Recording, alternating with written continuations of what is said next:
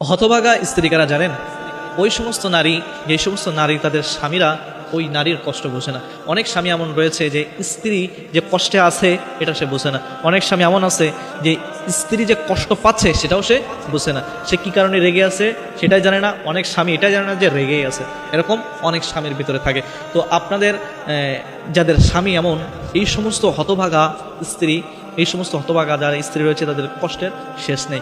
এরপরে 2 নম্বর, ওই সমস্ত স্বামী যাদের স্ত্রীদের চোখের পানি তারা বোঝে না, চোখের পানির মূল্যায়ন তারা দিতে জানে না।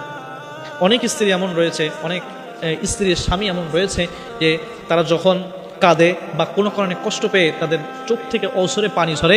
তো এই সমস্ত যারা স্বামী রয়েছে তারা তাদের চোখের পানির মূল্যায়ন করতে পারে না, চোখের পানির তারা মূল্য দিতে জানে না। এই চোখের পানি তাদের অন্তরকে নাড়া দেয় না।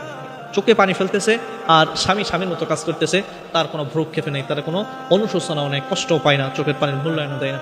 এরপরে 3 নম্বর, ওই সমস্ত নারী তাদের স্বামী তাদের ভালোবাসার মূল্য বোঝে না। অনেক স্বামী এমন রয়েছে তাদের স্ত্রী তাদের কলিজা দিয়ে ভালোবাসে, তাকে আলিঙ্গন করে রাখতে চায়, সবসময় তার কাছে রাখতে চায়, কিন্তু ওই হতভাগা স্বামী এই স্ত্রীর মনের কথা সে বোঝে না। স্ত্রীর কথা সে একটুও দাম দেয় না, স্ত্রীর কথা সে শুনতে চায় না। অনেক স্বামী এরকম রয়েছে।